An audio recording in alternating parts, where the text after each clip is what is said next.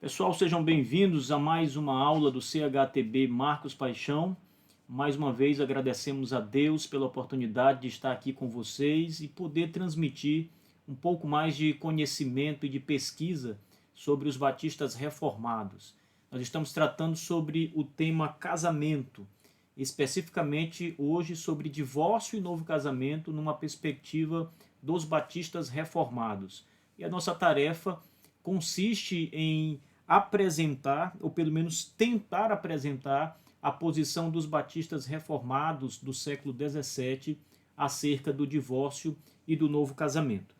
Pessoal, antes de começarmos essa aula, eu gostaria de iniciar essa aula apresentando para vocês alguns livros importantes que estão sendo lançados agora esse mês, tanto pela livraria do CHTB quanto pela editora O Estandarte de Cristo e a editora Pronobis. Nós temos um livro importante que foi lançado agora esse mês pela editora Pronobis, é um livro do Andrew Fuller.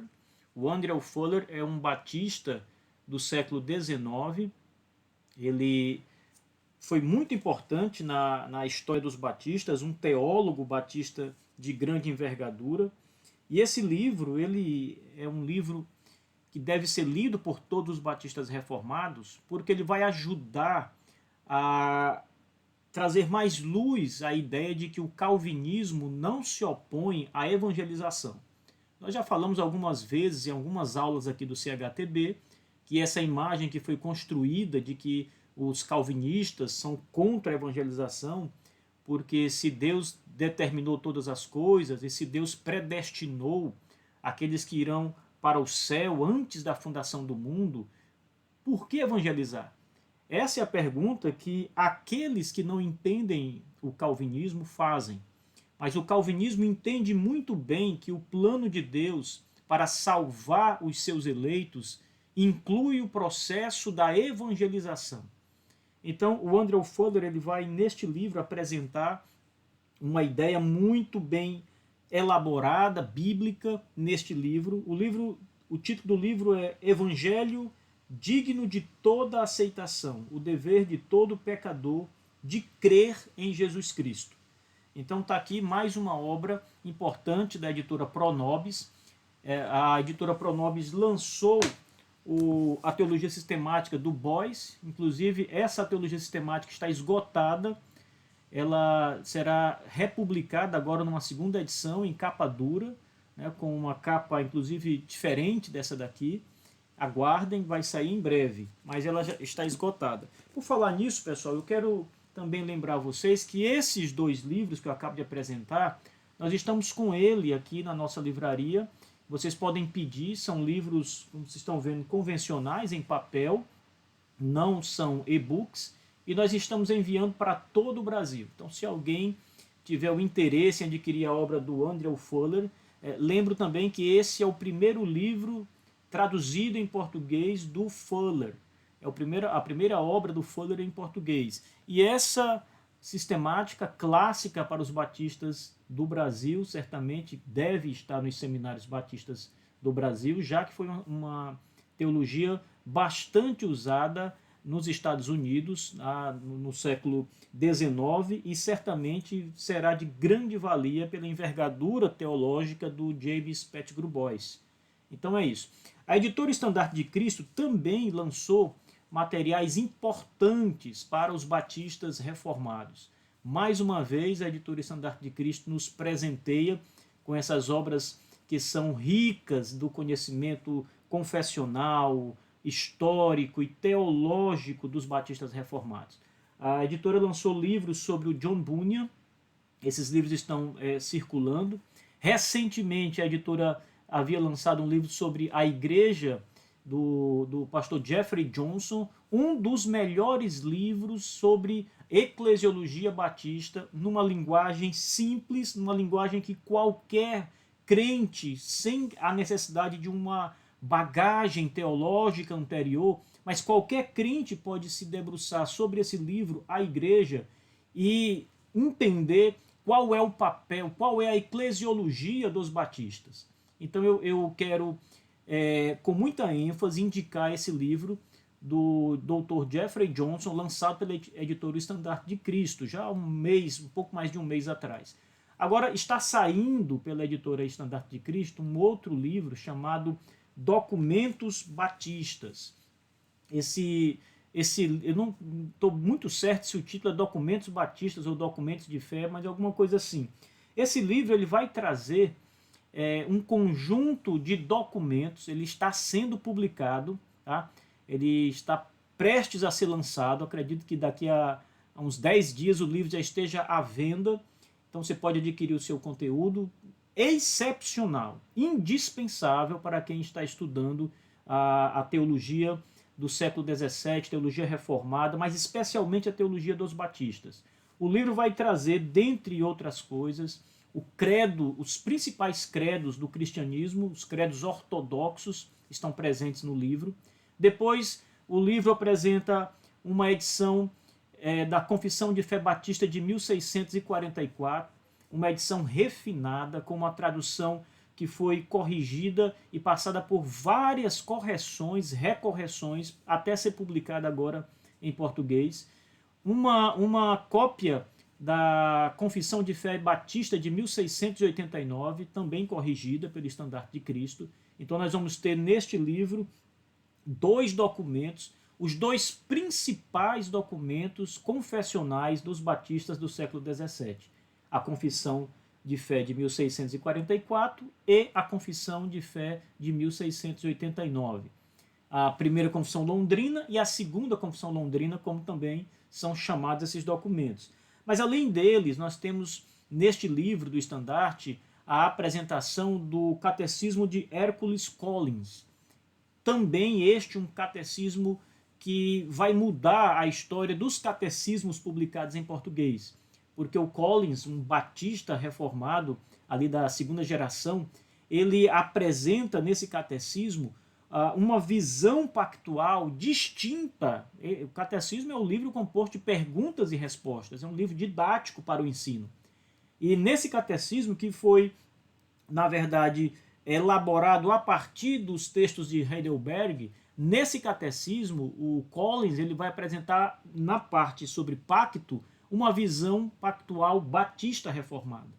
Então, esses documentos que estão sendo resgatados pelo Estandarte de Cristo, que estão sendo publicados em português, eles ajudarão muito a Igreja Batista Reformada do Brasil a conhecer suas raízes, mas especialmente a poder obter materiais em língua portuguesa para serem usados na igreja, no discipulado, no treinamento de seminaristas, de pastores, inclusive, e da congregação de um modo geral. O livro traz ainda outros textos, traz um catecismo de John Gill, que é uma confissão de John Gill, que era usada na igreja dele, traz um breve catecismo da igreja JLJ, pastoreada pelo Henry Jesse, que foi o último pastor dessa igreja. Essa igreja ela é muito importante porque a partir desta igreja surgiram os batistas particulares ou reformados. Eles eram pedobatistas, saem da igreja JLJ e se tornam então batistas. Depois, o próprio pastor Henry Jesse se tornou um batista, ele foi batizado por imersão pelo batista Hansert Knollys.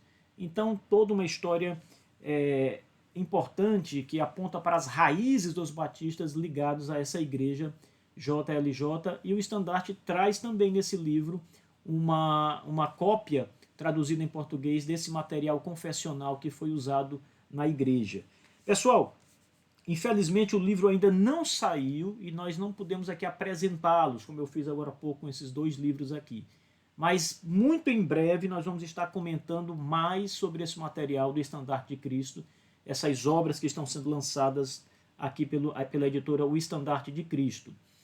Bom, e para finalizar essa sessão de livros aqui, de apresentações e também indicações, eu quero convidá-los a conhecer a livraria do CHTB. Lá nós temos muitos sermões publicados e alguns livros sobre história e teologia batista. Então, essa livraria do CHTB é para quem está procurando material que trata da história dos batistas, da teologia dos batistas. Esse material está disponível lá. ao longo do mês de julho, agosto, dos próximos meses, a livraria vai ganhar mais títulos, estão sendo preparados, alguns já estão acabados, estão simplesmente passando por um processo de correção, né, preparando uma boa capa, preparando uma boa apresentação gráfica para que esses livros sejam lançados. Mas muito do conteúdo que vai estar no site do CHTB, na livraria do CHTB, já está prontinho para o lançamento. Confiram o que já está no nosso site. Eu quero indicar para vocês o livro Os Batistas de 1644. Esse livro foi lançado há uma semana e meia atrás, já está disponível no site. Confiram lá. Também quero indicar o livro Nossa Fé Confessada. É um livro que apresenta uma apresentação diminuída, por assim dizer, resumida, da Confissão de Fé Batista de 1689. Mas, além disso, apresentam notas explicativas sobre os pontos da nossa Confissão de 89, inclusive trazendo para o aspecto moderno, como interpretar, como utilizar o pensamento batista, as afirmações que estão na Confissão de 1689, no nosso contexto do século XXI, nesse contexto pós-moderno que nós nos encontramos. Esse livro também traz um guia para a profissão de fé, que pode ser usado nas igrejas, pode ser usado por pastores, pode ser usado por aqueles que querem conhecer mais acerca da fé batista reformada e como discipular as pessoas que vão para o batismo, que passarão aí pelo batismo. Pode ser utilizado perfeitamente como um guia para a profissão de fé. Tem muito mais coisa, gente. Confiram lá www.chtb.com.br/livraria. Você vai ter acesso ao nosso material, ao conjunto de obras que já estão ali sendo vendidas no nosso site. Bem, pessoal, na aula passada nós começamos a falar, essa aula aqui eu preciso dizer que é uma continuação do assunto da aula passada. Nós estamos voltando a tratar, continuando a tratar do assunto que começamos na aula de número 95, que é a posição batista reformada acerca do divórcio e do novo casamento. Na aula passada eu apresentei para vocês um contexto apresentando especialmente a Confissão de Fé de Westminster e a Confissão de Savoy, a Declaração de Fé e Ordem de Savoy. Esse contexto, vocês observaram a importância dele para a gente poder se situar, né? Para a gente poder colocar os pés sobre a rocha de fato e entender qual era a visão geral no século XVII acerca do casamento. Aliás, acerca do divórcio e do novo casamento. E como nós vimos, e eu incluí inclusive os puritanos nessa apresentação, como nós vimos, existia de fato um pensamento majoritário favorável à ideia que está apresentada na Confissão de Fé de Westminster. A Confissão de Fé de Westminster ela permite o divórcio e o novo casamento em caso de adultério. Então, se a parte traída, a parte que foi traída, quiser casar, ela tem a liberdade para casar. Westminster oferece essa liberdade. E vimos também que, se a parte for abandonada, a parte inocente tem também a liberdade para casar. Havia essa abertura para um novo casamento em abandono, em adultério, e claro, se o cônjuge morrer, quanto à morte, ninguém discute isso. Todos concordam que, com a morte do cônjuge, a parte viva pode casar no Senhor com quem ela desejar, com qualquer crente, né, que surgir, que Deus colocar diante dela ou dele, né? Está livre para casar com quem quiser. Paulo diz isso de modo muito claro.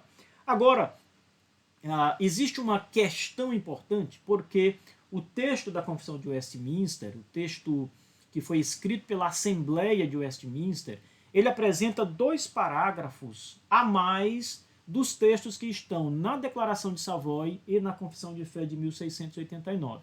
E nós vimos também que o parlamento, quando recebeu o texto de Westminster, cortou esses 2 parágrafos, de modo que a Confissão de Fé de Westminster, oficializada pelo parlamento inglês, não contém os textos que permitem o divórcio e o novo casamento. O parlamento cortou essas duas questões. Tá? Então, para não ter que repetir muita coisa aqui, voltem à aula 95, que eu apresento ali toda a argumentação, todas as motivações disso. Né? E a nossa ideia, eu também quero deixar aqui anunciado já, que na próxima aula do CHTB nós vamos estar apresentando uma visão mais detalhada dos puritanos acerca do divórcio. Desculpem, acerca do casamento e do divórcio também, né, da separação. Isso é necessário, pessoal, por alguns motivos. Essa aula é necessária por alguns motivos. Eu até falei um pouco sobre isso na aula passada, mas é preciso estender agora essa discussão, já que o século XVII é o século dos puritanos, e nós estamos falando aqui, por exemplo, da Confissão de Fé de Westminster, que é uma confissão puritana. Estamos falando da Declaração de Savoy, que também é uma declaração puritana, e estamos falando da Confissão de Fé dos Batistas de 1689, que também é uma declaração puritana. Portanto, entender de uma forma geral o contexto puritano, a visão puritana acerca desse tema, ela é muito importante. É, na verdade, indispensável para nos situarmos aqui nesse tema sobre divórcio e novo casamento. Nessa aula vamos tratar da posição dos batistas. E a grande questão, pessoal, o grande debate entre os batistas é o seguinte: já que os batistas seguiram a confissão de fé de Westminster, na elaboração da sua própria confissão, seguiram Westminster e seguiram Savoy também. Então, já que houve, por parte dos batistas, o uso destas duas confissões que eram mais antigas, alguns anos anteriores, por que os batistas não observaram o que está na confissão de fé de Westminster? Por que quando foram tratar do assunto divórcio e novo casamento, os batistas não disseram mais nada? Eles silenciaram quanto a essa questão. Esse assunto não está na confissão de fé dos batistas. Os batistas não falam de divórcio, não falam de adultério, não falam de novo casamento na sua confissão de 1689. O parágrafo 4º da confissão de fé dos batistas encerra o capítulo 25 sobre o casamento, sobre o matrimônio. De modo que não há nenhuma referência na confissão de fé acerca de divórcio e novo casamento. Então, diante disso, a pergunta é a seguinte: a confissão de Westminster claramente, a Assembleia de Westminster claramente autorizou, permitiu o divórcio e o novo casamento nas circunstâncias mencionadas, o adultério e o abandono. Mas os batistas, ao elaborar sua confissão, não seguiram o texto de Westminster nessa questão, nesse ponto. E aí muita gente tem dito o seguinte: os batistas não seguiram porque não concordaram com Westminster, preferiram então silenciar a questão, não falar nada sobre a questão. Outros vão dizer que havia aí uma atmosfera duvidosa quanto à questão da permissão do divórcio e do novo casamento entre os batistas reformados. E outros vão dizer que os batistas eram favoráveis ao divórcio e novo casamento, conforme estabelecido nas situações previstas na Confissão de Fé de Westminster. Então, eu quero examinar com vocês essas questões hoje, prometendo voltar na próxima aula sobre casamento numa perspectiva puritana, né? Trazendo um panorama geral do casamento conforme os puritanos. Então, a posição batista, pessoal, responder essa pergunta, por que os batistas reformados não seguiram a confissão de fé de Westminster nesses parágrafos sobre divórcio e novo casamento, primeiro, não é fácil responder essa questão. Nós não podemos achar que estamos tratando de um assunto simples, ou que essa é uma questão simplista demais. Não é. É uma questão debatida, é uma questão difícil, é uma questão dividida entre os estudiosos da história e da teologia dos batistas. É uma questão que até o presente momento, século XXI, ainda há entre os batistas posições divididas aqui quanto a isso. Então nós não estamos aqui discutindo uma posição fácil. Eu, às vezes, acompanho alguns debates sobre esse assunto em alguns grupos, e as pessoas, às vezes, falam com uma simplicidade, como se fosse tão claro essa posição, e não é tão claro assim. Há, de fato, muitas questões a serem explicadas, a serem compreendidas quando nós falamos sobre divórcio e novo casamento. Então, essa posição batista vai ser examinada agora. Algumas dessas posições serão examinadas. Existem múltiplas possibilidades, múltiplas possibilidades do porquê os batistas não seguiram Westminster nesse texto sobre divórcio e novo casamento. Algumas delas vamos tratar agora. A primeira possibilidade é aquela que apresenta os batistas como sendo favoráveis ao novo casamento e ao divórcio, da mesma forma que a Assembleia de Westminster foi favorável. Essa posição é bem interessante. O número de pessoas que estão começando a se adequar a essa posição tem aumentado. Algumas pessoas que antes eram contrárias ao novo casamento por causa do adultério, por exemplo, hoje já estão observando que a posição batista parece ser a mesma de Westminster, embora haja silêncio na confissão de fé. Mas vamos estudar essa questão com calma, né? Os batistas reformados, eles preferiram seguir a confissão de fé de Westminster, mas não aquela versão oficial da Assembleia, mas a versão que foi modificada pelo parlamento inglês.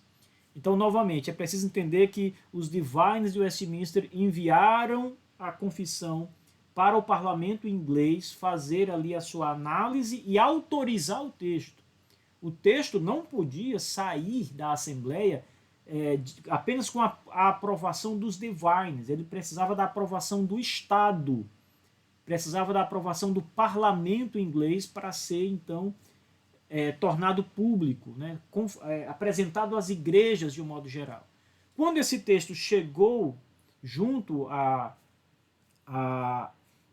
política, né? Junto ali a toda essa questão do parlamento, ele foi reprovado os 2 últimos parágrafos do capítulo sobre o casamento. Então é por isso que o capítulo da Confissão de Westminster ele é maior do que o dos batistas. Porque na versão da Assembleia havia 2 parágrafos a mais, mas na versão corrigida pelo parlamento, esses 2 parágrafos foram retirados. Então, os batistas, nesse caso, ao preparar a sua confissão, seguiram o texto do parlamento sem os 2 parágrafos que estão na confissão de Westminster.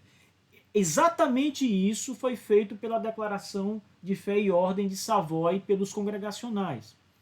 No prefácio da Declaração de Fé e Ordem, os congregacionais deixam claro que estão seguindo o texto do parlamento, com todas as suas correções. Eles deixam muito claro isso. Então, quando você se depara com a Declaração de Savoy, que também foi usada pelos batistas reformados, na elaboração da sua confissão, você vai observar que em Savoy esses artigos não estão presentes. Então, nesse caso, uma das explicações pelo qual esse texto, esses 2 parágrafos que permitem divórcio e novo casamento, não estão na confissão dos batistas, é porque eles usaram, primeiro, ou o texto do parlamento, o texto de Westminster corrigido pelo parlamento, ou a segunda hipótese é que eles usaram o texto já corrigido pela Declaração de Savoy, já que a Declaração de Savoy também foi usada pelos batistas. Não há muita coisa a se discutir aqui quanto ao texto usado, pessoal, porque se os batistas usaram o texto do parlamento, o texto da Confissão de Fé de Westminster corrigido pelo parlamento, ou se usaram o texto da Declaração de Savoy, no final das contas, o que vai prevalecer é o texto de Westminster corrigido, porque Savoy também usou esse texto. Então, se os batistas usaram Savoy, eles acabaram usando o texto de Westminster por tabela, né, como eu disse na aula passada. Então, se usaram esse usou aquele, então fica na mesma coisa. Não há tanta problemática em apontar que texto exatamente foi usado pelos batistas. O fato é que nesta possibilidade aqui, nesta teoria, os batistas não usaram o texto da Assembleia de Westminster, o texto que saiu na Assembleia com os parágrafos a mais. Essa pode ser uma das explicações aqui para entender o texto menor dos batistas reformados, né? Eles optaram pelo texto de Westminster corrigido pelo parlamento. Essa explicação, né, a gente tem que olhar duas coisas aqui para entender por que o parlamento inglês ele fez alguns cortes, algumas alterações na Confissão de Fé de Westminster, né? Agora, esse assunto ele não está presente na Confissão de Fé, né? Essa questão não está presente, o parlamento inglês não quis colocar essa questão na Confissão de Fé. O parlamento não quis falar sobre divórcio e novo casamento na Confissão de Fé. Por isso que ele cortou lá de Westminster, né? Por quê? Porque o divórcio e o novo casamento, na perspectiva do parlamento inglês, era uma questão do Estado. Era uma responsabilidade do Estado e não estava na jurisdição da Igreja. Não era um assunto eclesiástico, mas era um assunto de política de Estado. Estava à parte das políticas religiosas. Só o Estado poderia dar a carta de divórcio. Só o Estado poderia permitir um novo casamento. Então, observando o parlamento que isso não é da investidura da Igreja, não está dentro da competência da Igreja, e sim do Estado, eles então cortaram esses dois pontos da confissão de fé. Isso significa que o parlamento também era a favor do divórcio e do novo casamento, nas circunstâncias apresentadas na confissão. Mas entenderam que este assunto não deveria estar na confissão. É importante entender esse ponto aqui, né? Agora, essa explicação por si só, ela não nega, como eu acabo de dizer, essa validade do divórcio e do novo casamento. Não pensem que, pelo fato do parlamento excluir esses dois parágrafos, eles estão negando a validade do casamento, de um novo casamento e do divórcio, né? Somente estão tirando a jurisdição do assunto da Igreja, estão tirando da confissão de fé. Agora, se essa foi, de fato, a compreensão dos batistas, se os batistas de fato seguiram esse mesmo pensamento do parlamento inglês, ou seja, concordaram com o parlamento, por isso tiraram também esse assunto da sua confissão, nós podemos dizer que os batistas estavam aqui de acordo com o divórcio e com o novo casamento nessa mesma perspectiva e seguiram o texto do parlamento sem problema algum, já que concordavam com eles nessa perspectiva, né? Essa é a primeira... o primeiro motivo pelo qual o parlamento inglês justifica a retirada dessa questão de divórcio e novo casamento. Ele vai justificar com dois pontos. O primeiro é esse, não é da jurisdição da Igreja. Não vamos pôr esse assunto na confissão de fé, porque esse assunto não pertence aos poderes da Igreja, é competência do Estado. Então, esse é o primeiro ponto. Agora, o segundo questionamento do parlamento para retirar divórcio e novo casamento da confissão é diferente, né? A conclusão do parlamento para excluir esses dois artigos foi porque tanto o divórcio quanto o novo casamento eram assuntos duvidosos entre eles, entre a Igreja de um modo geral. Ou seja, o parlamento está dizendo que esse assunto ele é dividido. Tem muita gente que concorda com o novo casamento por adultério ou abandono, mas tem muita gente contrário. Como eu disse a vocês na aula passada, alguns eram contrários a um novo casamento se o cônjuge fosse abandonado. Ou seja, aquele abandonado, aquele inocente, ainda que abandonado, não poderia casar. Mas outros concordavam que poderia casar. E isso é interessante, pessoal, porque essas discussões, né, elas permeiam outros pontos da Confissão de Fé de Westminster. Se vocês analisarem o texto do Van Dix Hoorn, que eu citei algumas vezes aqui, especialmente aquele conjunto de 5 volumes que está aí à venda, caríssimo, né? Mas o Van Dix Horno, ele examina a Assembleia de Westminster, nas suas atas, os seus documentos anteriores, e algumas das discussões que foram tratadas a respeito de vários temas da confissão de fé. Nós tivemos ali, entre os divines de Westminster, votação para saber qual posição venceria, já que havia antagonismo. Então, um grupo que pensava de tal forma venceu outro que era minoritário, e por isso aquela posição foi para a Assembleia de Westminster. Isso quer dizer que nem todos os pontos eram unânimes. Aqui também, quanto ao casamento, não só entre os divines de Westminster, mas no puritanismo de um modo geral, havia frações que eram divididas quanto a essa questão. Então o parlamento ele vai dizer o seguinte, olha, a questão é duvidosa, não vamos pôr isso aqui porque há uma questão aqui problemática envolvida. Né? Você pode observar isso até na Declaração de Savoy, no prefácio, onde eles vão apresentar ali as motivações pelos quais retiraram os 2 artigos de fé, né, de divórcio e novo casamento da confissão. Então, como não havia unanimidade no pensamento quanto a essa questão, eles preferiram então retirar esse assunto. Né? O assunto gerava divergência de opiniões, né? E muitos eram contrários de fato ao divórcio, não aceitavam o divórcio e nem o novo casamento, claro, em situações apresentadas em Westminster. Né? Agora, para evitar qualquer polêmica, né, divergência entre os cristãos, brigas ali, era uma confissão de fé, pessoal.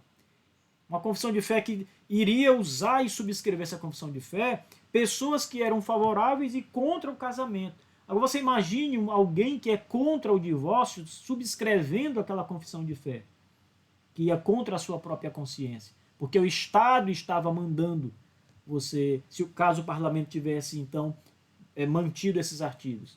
Então o parlamento aqui olhou muito para a questão da consciência, né? E então resolveram tirar essas questões sobre o divórcio e casamento, né? Para evitar qualquer polêmica a mais. Um tema como esse na confissão de fé podia trazer, de fato, alguns problemas a mais para eles. Né? Agora, nessa perspectiva, a ausência dos parágrafos que permitem divórcio e novo casamento na confissão batista reformada, ela pode ser explicada de um modo diferente. Então, vejam bem, se o parlamento está dizendo que o assunto era duvidoso e que havia, de fato, pessoas que eram favoráveis e pessoas que eram contrárias a essa posição dentre eles, né? Ou seja, dentre os grupos reformados da época, os reformados de um modo geral da época, não só congregacionais, presbiterianos, todos, incluindo os batistas. Se havia, de fato, e o parlamento afirma que havia essa divisão quanto ao pensamento, né? Os batistas reformados poderiam estar do lado daqueles que eram majoritariamente contra o divórcio e o novo casamento. Então, isso justificaria também, é uma possibilidade, a exclusão desses artigos na Confissão de Fé dos Batistas de 1689. Não é isso? Os batistas aqui uniram o útil ao agradável. Eles tomam o que o parlamento diz, o parlamento está dizendo, olha, estamos excluindo esses 2 artigos que veio da Assembleia de Westminster. Os batistas olham e dizem, olha, nós também não concordamos, vamos adotar esse mesmo texto, não vamos estar indo contra o parlamento e ainda vamos estar com a nossa posição garantida, vamos simplesmente silenciar a questão. Então, esse desdobramento apresentado aqui pode justificar, eu não estou dizendo que seja esse o motivo, mas eu estou levantando uma possibilidade de justificar a ausência desses 2 artigos na Confissão de Fé de 1689. Né? Esses 2 parágrafos, no caso, eles foram deliberadamente excluídos pelos batistas e era necessário que fosse excluído caso a posição deles de fato fosse contra o divórcio e o novo casamento. Então, uniram o útil ao agradável quando nós estudamos nessa perspectiva. Né? A segunda posição que pode ser observada aqui nesse estudo é a posição que mostra que faltava unidade interna entre os batistas reformados quanto a essa questão. Então, essa posição é diferente da outra, porque a outra posição ela tem 2 lados. A primeira é que os batistas eram favoráveis e se uniram ao texto do parlamento sem nenhum problema, já que pensavam de fato assim.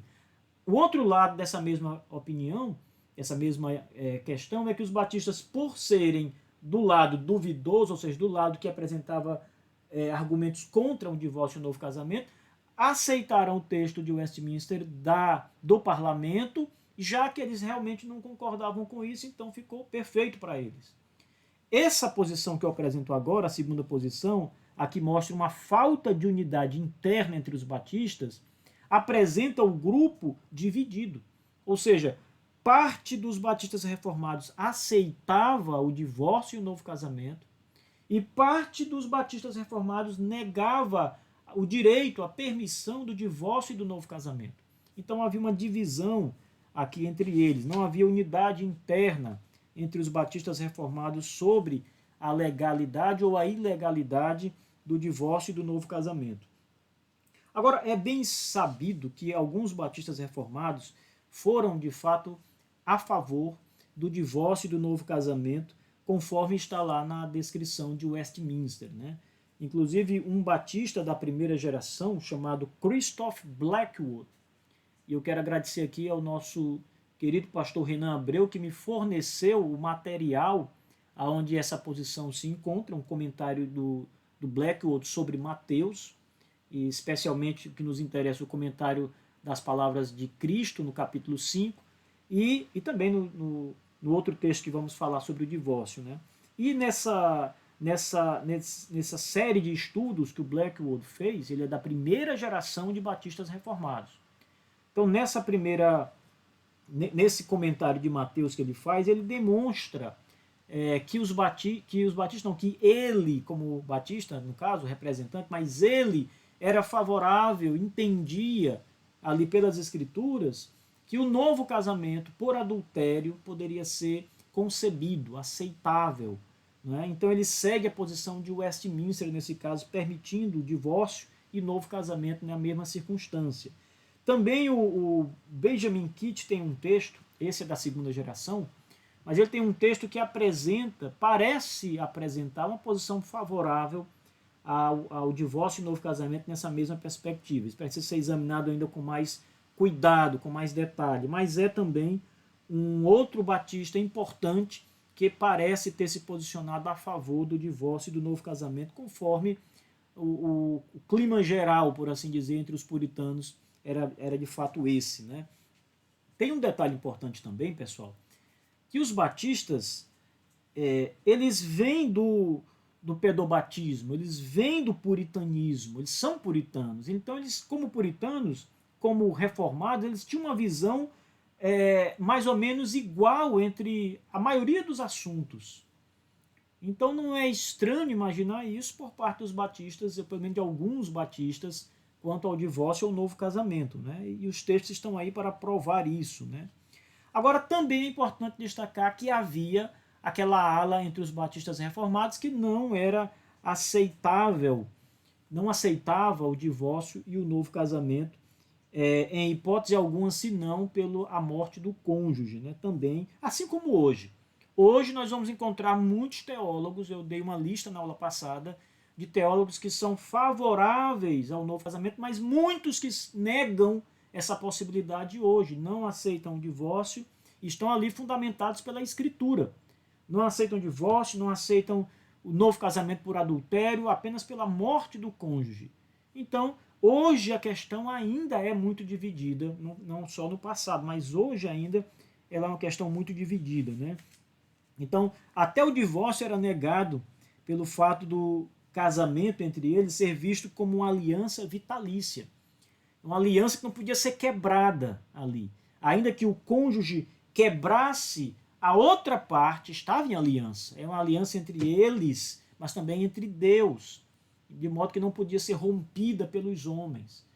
Então há toda uma discussão acerca disso, que eu não vou entrar aqui, estou analisando historicamente as posições, mas há toda uma discussão teológica sobre isso que precisa ser examinada com muito cuidado.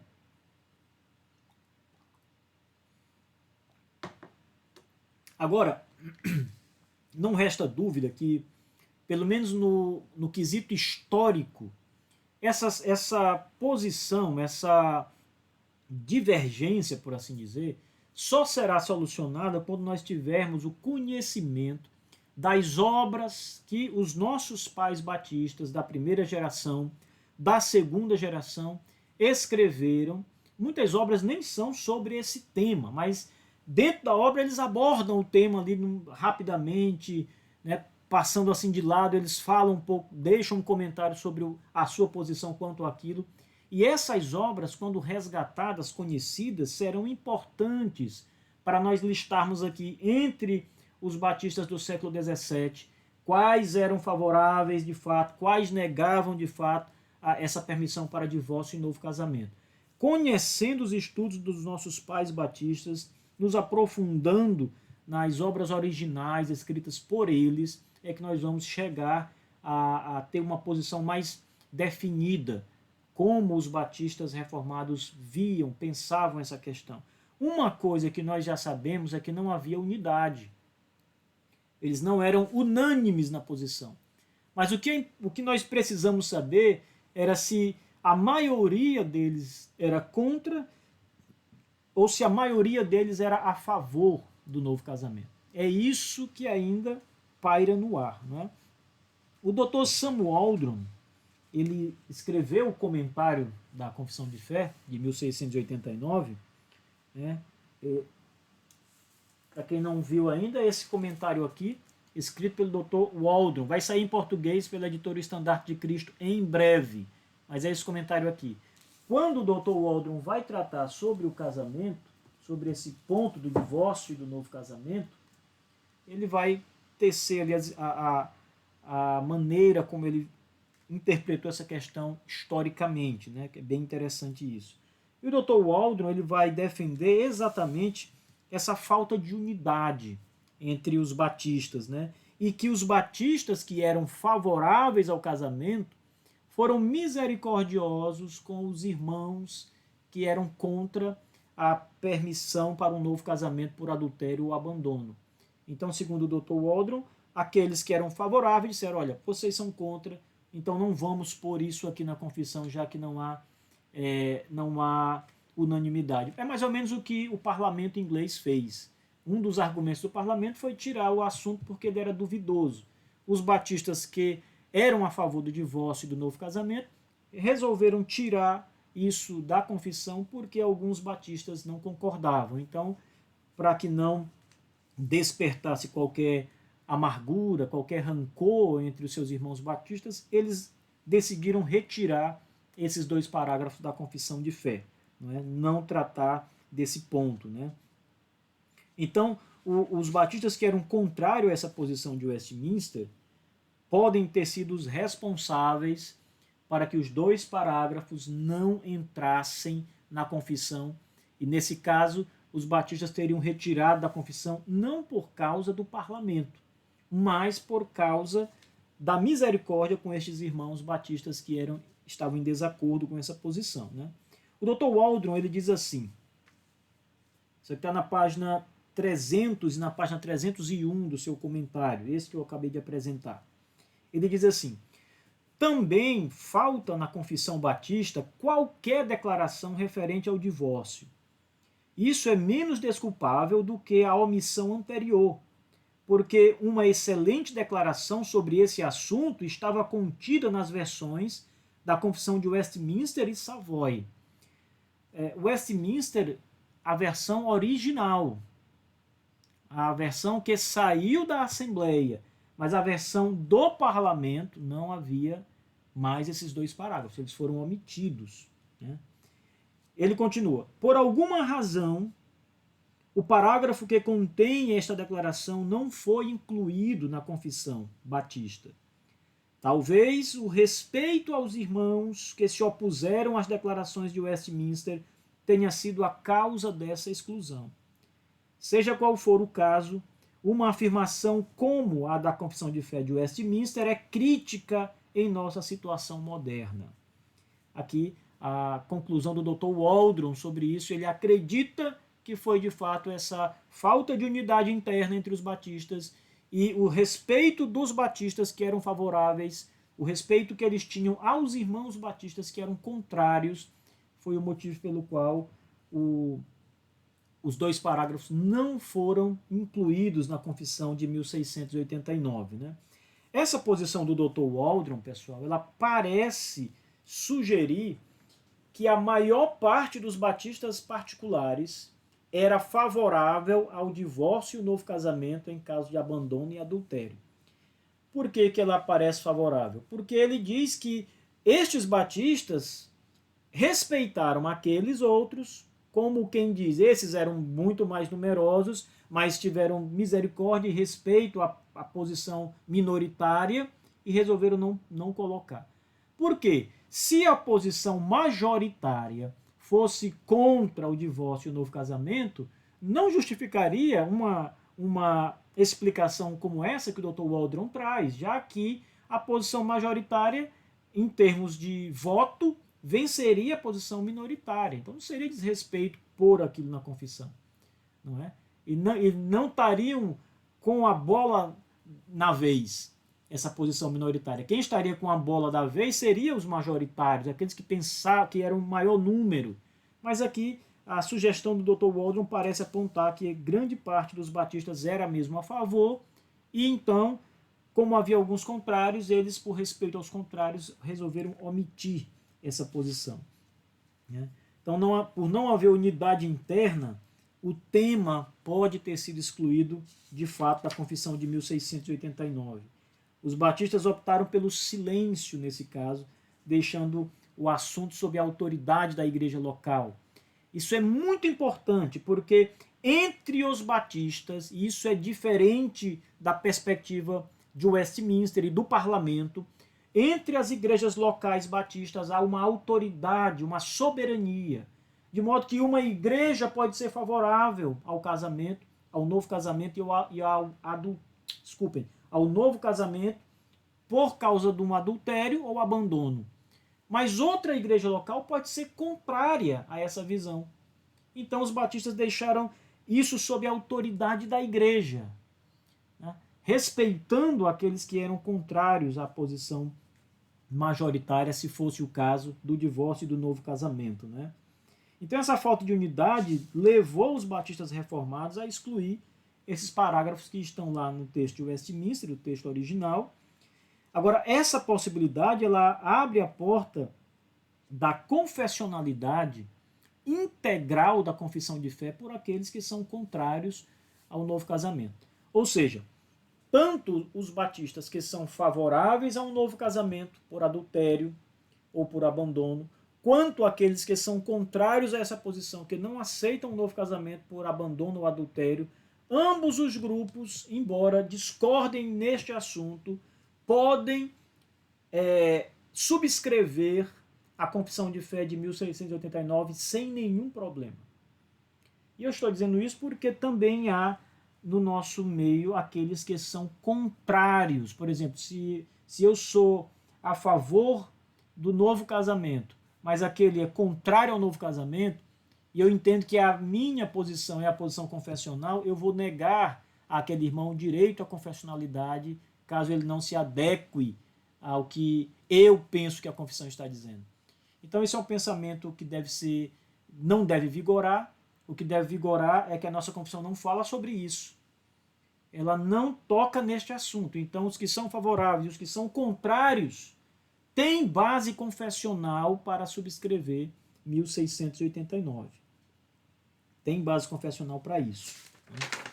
Agora, a terceira posição, pessoal, que tenta explicar a ausência desses dois parágrafos na Confissão Batista, é a posição que se mostra contrária, de fato. É a posição que diz o seguinte: os batistas reformados do século XVII majoritariamente eram contrários ao novo casamento por causa do divórcio, eram contrários, ao novo casamento por causa do adultério e do abandono, assim como eram contrários ao divórcio em qualquer instância. Essa posição ela é importante, porque ela procura explicar as rejeições dos batistas à redação que está lá na Confissão de Fé de Westminster, especialmente sobre divórcio e novo casamento, né? Porque acredito que os batistas reformados recusaram esses 2 parágrafos de Westminster porque, de fato, eles estavam em desacordo com eles nessa questão, né? Nesse assunto aí que a Assembleia tratou e permitiu, abriu para um divórcio e um novo casamento em caso de adultério e abandono. Então, essa posição diz o seguinte: os batistas eram contrários a isso. Os batistas não eram favoráveis ao divórcio e nem ao novo casamento. Novo casamento só se o cônjuge morrer. Se ele estiver vivo, não há novo casamento. Não importa o que aconteça. Não importa se ele traiu a sua esposa ou se a esposa traiu o marido. Não importa se houve abandono por qualquer das partes. Nenhum destes pontos abre para um novo casamento. Nenhum desses pontos libera um dos cônjuges ou os 2 para o novo casamento. Essa era a posição de fato de alguns batistas, mas essa posição que eu apresento agora, ela procura mostrar que essa era a posição majoritária. E diz que a confissão, aonde ela se distanciou de Westminster, é porque havia desacordo com Westminster. Eles não concordavam com aquilo que a confissão estava dizendo, afirmando em determinado ponto, por isso não seguiram a sua redação. Agora, de fato, isso aconteceu em alguns momentos, né? Essa posição que eu estou apresentando, ela vai assegurar que todas as passagens que os batistas são contra ou não seguem o Westminster era porque havia de fato um desacordo aí claro que fazia com que os batistas não seguissem o mesmo texto, né? Então, essa, como eu disse, de fato é uma prática que nós podemos observar na nossa confissão de fé, nos batistas. A gente vai encontrar, de fato, muitas passagens da redação de Westminster que os batistas não seguiram porque eles não concordavam. Eles tinham um desacordo. Algumas vezes ficaram em silêncio, eles acharam melhor não apresentar sua posição, embora discordassem daquela, simplesmente não seguiram aquela posição, mas não justificaram. Outras vezes eles apresentam um texto totalmente contrário, claramente contrário. Então, essa posição vai dizer o seguinte: onde Batista, de 1689, não segue o texto da Confissão de Fé, isso majoritariamente também, eles não são unânimes, eles não estão dizendo que em todo lugar é assim, mas em linhas gerais, onde não se segue o texto de Westminster, é porque há desacordo. E então, o parágrafo 5 e 6 do capítulo sobre casamento, como está em Westminster, ele foi recusado porque os batistas de fato não concordavam, não seguiam essa posição, né? Isso é bem interessante, essa posição aí. Agora, é importante, pessoal, observar o seguinte: nem todas as partes em que a redação da Confissão de 1689 não segue a redação de Westminster há desacordo. Por exemplo, os batistas eles concordavam plenamente que havia um pacto de obras, que Deus fez um pacto de obras com Adão. Agora, quando você vai para o texto da Confissão Batista, você não vai encontrar no capítulo sobre o pacto uma referência ao pacto de obras. Quando você compara a Confissão de Westminster nesse ponto sobre o pacto de obras, está muito claro, o termo é apresentado várias vezes, mas quando você olha para a Confissão Batista, você não vai encontrar pacto de obras. Só mais adiante, nós vamos encontrar um texto da confissão que vai falar sobre o pacto de obras, mas assim, a redação não é a mesma de Westminster, você vai observar isso muito claramente. Então, o que isso significa? Primeiro, que nós não podemos concluir que todas as vezes que a redação não é seguida, há desacordo. Às vezes há acordo, mas os batistas optaram por falar de um modo diferente a mesma questão, sem discordar do outro. Os batistas eram totalmente favoráveis ao pacto de obras. Eles concordavam com o pacto de obras. Outro termo também interessante, né, que a gente pode observar aqui, e isso é mais um exemplo, é a exclusão do termo sacramento, quando se fala da ceia do Senhor e do batismo. Então, a Confissão de 1689, ela não vai apresentar a ceia e o batismo com o termo sacramento. Embora o conceito sacramental, a ideia sacramental esteja no texto, esteja sendo ensinada, o termo não aparece, não está presente, né? Isso é bem interessante porque parece que isso primeiro é o seguinte, não se sabia por quê. Por que os batistas são sacramentais? Está claro aqui pelas descrições conceituais. Agora, por que eles não usaram o termo sacramento, já que está lá nas confissões reformadas? Está em Westminster, está em Savoy, por que não está na confissão batista? Então, não se sabia exatamente a motivação. Mas aí o nosso querido colega, pastor Pedro Issa, que tem um blog chamado Rastro d'Água, muito bom, é um especialista também em batistas reformados. O Pedro Issa escreveu um artigo, me parece que no ano passado, ou no comecinho desse ano, não lembro bem a data, onde ele fala sobre, ele explica por que os batistas reformados não usaram o termo sacramento. Ele não vai provar, claro, mas a explicação dele é a melhor que eu já encontrei até o momento para explicar o caso. E eu concordo plenamente com o que o Pedro Issa está dizendo nesse artigo sobre a exclusão do termo sacramento, né? Para quem deseja, o título do artigo é Batismo, Sacramento ou Ordenança? O contexto teológico de um debate mal colocado. Então, bom, em linhas gerais, o Pedro vai dizer o seguinte, os batistas concordavam com o sacramentalismo da ceia do Senhor, das ordenanças de um modo geral, né, batismo e a ceia, mas eles excluíram o termo sacramento por causa do debate que havia entre eles e os católicos romanos, para que não houvesse uma espécie de mal entendido acerca do que os batistas viam e do que os católicos romanos viam como sacramento. Então o motivo aí, mais uma vez, é a disputa entre batistas e católicos romanos e não entre batistas e reformados quanto à questão sacramental. A posição dos batistas quanto ao sacramento era a posição reformada, que era diferente da posição católico-romana. Mas para evitar essa equiparação, né, entre batistas e católicos romanos, os batistas julgaram, parece ter sido esse o caso, retirar o termo sacramento para que não houvesse nenhum mal-entendido, né?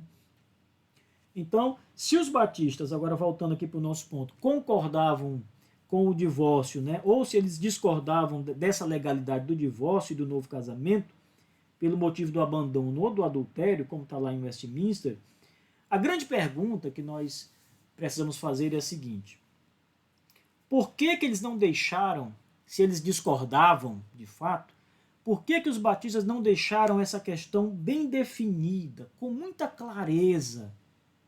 Se a posição deles é contrária, por que eles não foram na confissão e disseram: nós recusamos abertamente um novo casamento em caso de adultério ou em caso de abandono, conforme no âmbito mais geral se aceita, nós discordamos disso abertamente. Por que eles não colocaram isso no texto da confissão de fé?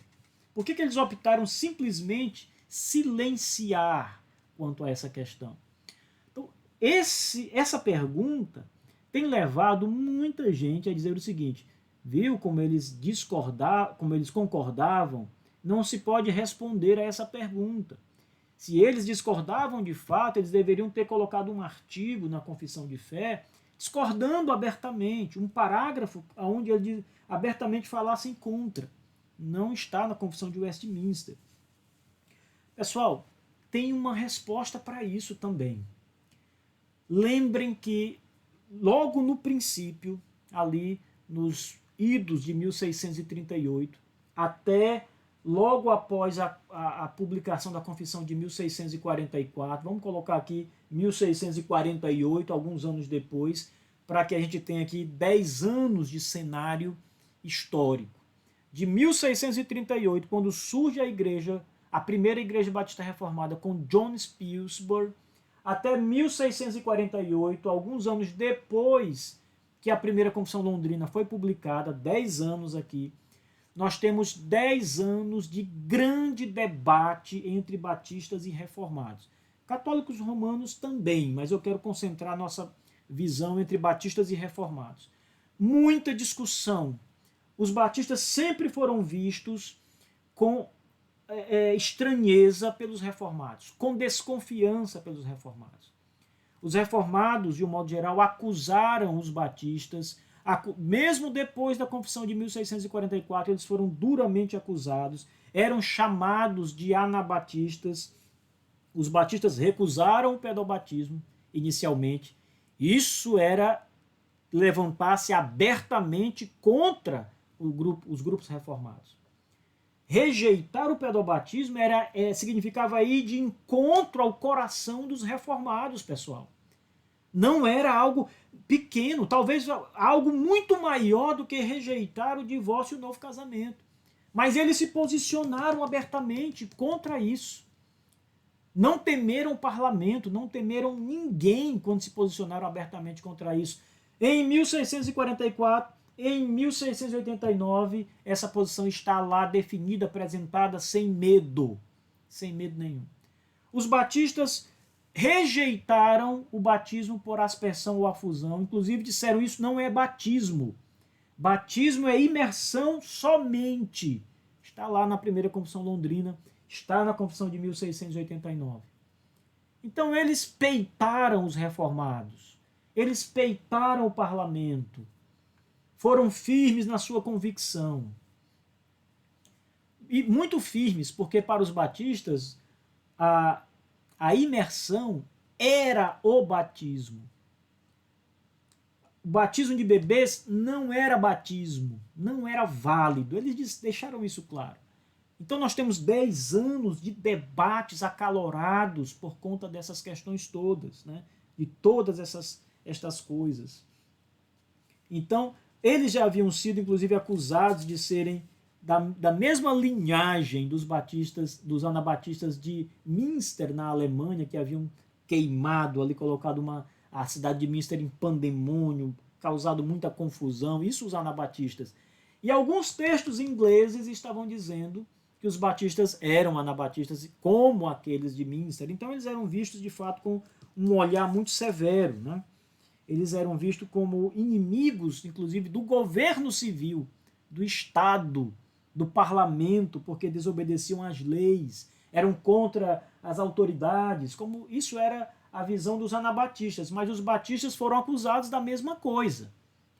Então havia todo esse cenário, né, todo esse cenário inglês. Inclusive, pessoal, alguns membros da Assembleia de Westminster, destacando aqui Daniel Fetley, que era um clérigo que participou da Assembleia de Westminster, alguns deles, né, escreveram duramente acusando os batistas, contra os batistas. Esse Daniel Fetley, inclusive, escreveu um livro onde ele acusa abertamente os batistas e ele levantou várias questões contra a Confissão de Fé Batista de 1644, alguns pontos onde ele chamou de heréticos.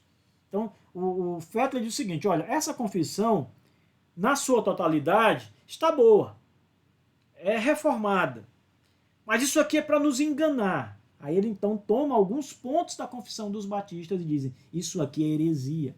Os batistas querem passar isso aqui despercebido no meio das crenças corretas, querem nos enganar. Ele inclusive disse que os batistas usavam veneno e açúcar sobre o veneno para tentar disfarçar o conteúdo prejudicial, danoso do veneno. O veneno era consumido como uma bebida adocicada, gostosa, por causa do açúcar que disfarçava a malignidade do veneno. Eles diziam que os batistas fizeram isso na confissão de fé. Os batistas apresentaram uma confissão de fé ortodoxa, no seu geral, mas que apresentavam muitos pontos heréticos. E o parlamento inglês teve ciência disso, examinou a questão, os batistas enviaram a Confissão de 44 para o parlamento então se debruçou e analisou, baseado nas acusações de Daniel Fetley, analisaram toda a confissão, e aí recomendaram aos batistas retirar, na segunda edição da Confissão de 1646, retirar muitos pontos que eram exclusivamente ou tipicamente batistas. Então notem que havia um embate muito grande entre os batistas, especialmente entre os batistas, porque eles eram vistos com desconfiança. Leiam o livro do William Lupkin, o livro onde ele vai falar sobre as confissões de fé dos batistas ao longo da história. Vejam o que ele diz lá sobre a confissão de 1644 e observe que o Lupkin vai mostrar claramente que o parlamento interfere na confissão de 1646 quando pede que eles façam várias mudanças. Lembre que o parlamento precisava autorizar a confissão. Então, pessoal, essa última questão aqui, que mostra os batistas contra realmente a posição de Westminster, ela também é uma posição que tem força. Né? Depois de décadas de desconfiança dos batistas de 1644, né, e muitas falsas acusações que foram lançadas abertamente contra eles, não somente por causa dessa orientação do parlamento, né, de restringir os parágrafos sobre o divórcio, lá da Confissão de Westminster, né, mas mesmo contra, imagine os batistas se posicionando abertamente contra o divórcio e o novo casamento, depois de tanta briga que eles já haviam passado. Imagine os batistas dizendo o seguinte: olha, nós vamos colocar aqui a nossa posição, observando aqui que eles fossem mesmo favoráveis a não permitir o divórcio e o novo casamento de modo nenhum. Imagine os batistas colocando na Confissão de 1689 um texto abertamente contra o divórcio e o novo casamento. Já passado tantos problemas como haviam passado no parlamento desde a primeira confissão, e arrastando-se nessas outras 2 décadas, agora eles voltando com uma confissão nova e abertamente se posicionando contra o que a maioria era a favor. Isso seria, de fato, um problema muito grande na confissão dos batistas. Seria um desacato muito grande, mais um que os batistas estavam fazendo ao parlamento. O Samuel Henningham, ele inclusive, quando ele vai explicar alguns pontos ausentes na Confissão Batista de 1644, ele mostra que a postura dos batistas de discordar em silêncio foi usada algumas vezes, e ele explica algumas ausências na confissão sobre o pacto da graça, que é muito diferente da visão pedobatista. Ele vai explicar essas ausências por causa de uma discordância silenciosa. Ou seja, eles discordavam, mas não disseram nada na confissão.